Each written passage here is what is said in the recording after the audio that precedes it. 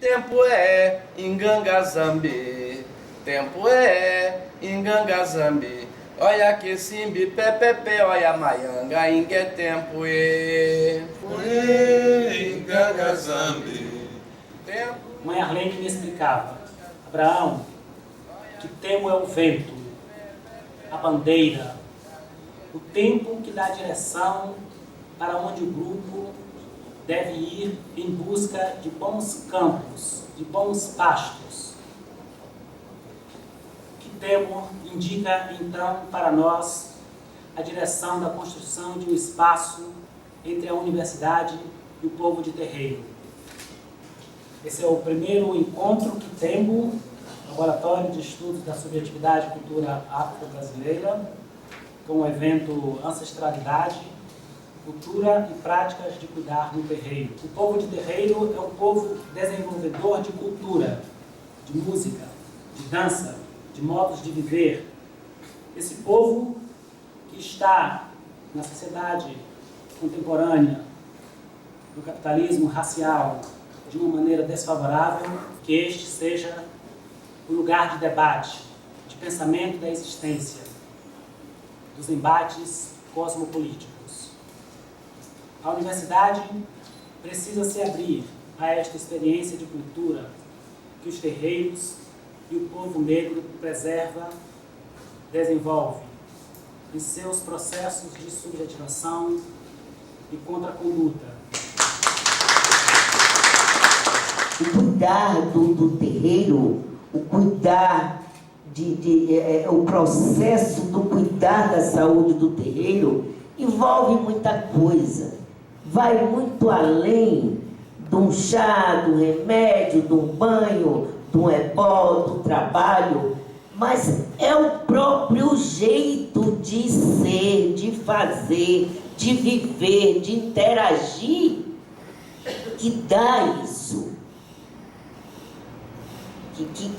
Que promove saúde, que ameniza, né, a doença que a gente tem que conviver a cada instante, e que o racismo, eu tenho que falar isso porque tem a ver com a questão do racismo. Então, é algo muito profundo e é algo que não tem, como diria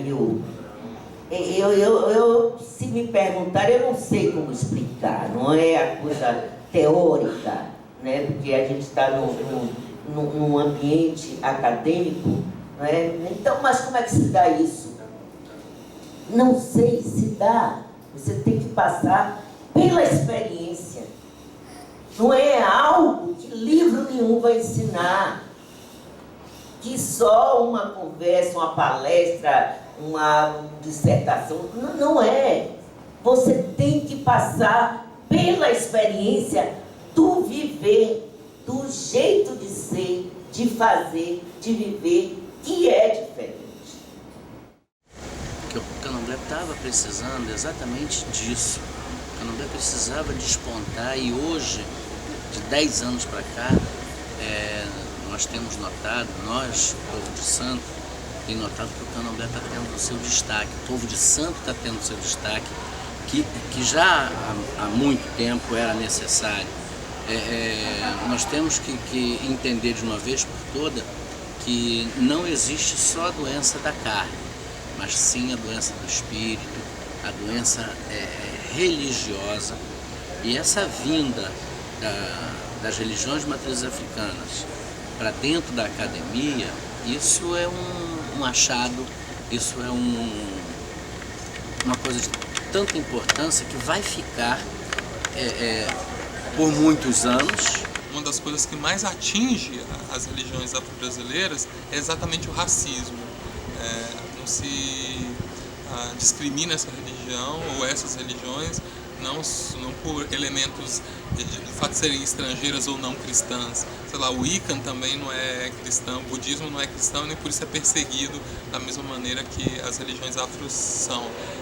Isso é tipicamente atravessado e marcado pelo racismo. Então, esse é um pensamento, uma filosofia mesmo de resistência, uma filosofia que não separa o pensamento da experiência, né, e que por isso constitui uma alternativa bonita, né, para os nossos modos de luta no enfrentamento ao racismo. Os africanos não são as únicas religiões diferentes. Tem outras religiões no Brasil, né, cuja terreiros não são incendiados.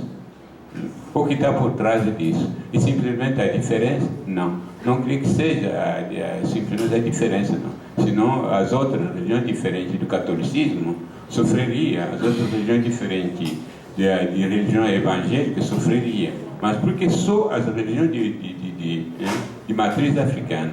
Aí tem que encontrar uma explicação. O movimento negro, em sua marcha de Brasília de 1995, que coincidiu com os 300 anos da morte de Zumbi dos Palmares, conseguiu pressionar os dirigentes brasileiros através do manifesto cujo conteúdo configurava o que nós chamamos hoje, né, de cotas ou políticas afirmativas, e o que resultou na Lei 10.639. Essas coisas, as pessoas acham que caíram do céu, de repente o governo brasileiro baixou uma lei. Não, isso aqui são conquistas do movimento negro, conquistas que vêm de séculos de lutas. Esse problema não pertence ao passado. As pessoas dizem, mas não temos nada a ver, fomos nossos, né, que escravizamos os africanos. Esse problema é presente. Quem deve resolver esse problema não são aqueles, né, que escravizaram, que já são mortos há centenas, é a população brasileira atual. Esse problema é um problema presente, né, faz parte das realidades brasileiras e um problema que a própria sociedade deve resolver.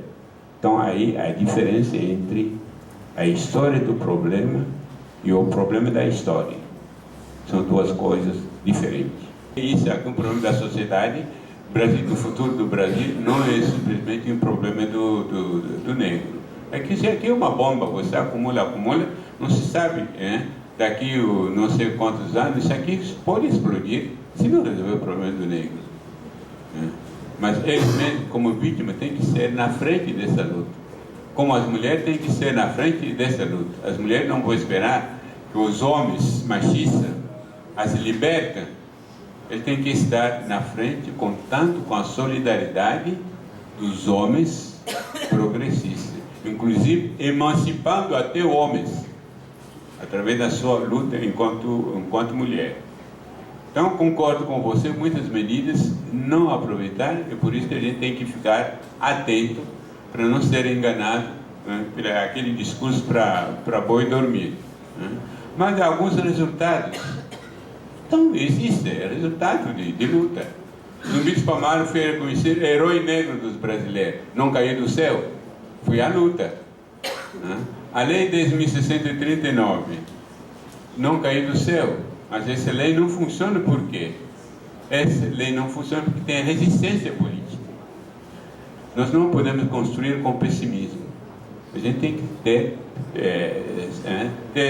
ser otimista, sabendo que haverá conquistas, retrocessos, vitórias e derrota. Isso faz parte de qualquer processo de mudança e de transformação da sociedade. Não evitar conflito. Não há uma sociedade que se transforma sem conflito. Nós não podemos ter medo de conflitos, né? Nós não devemos ter medo de errar.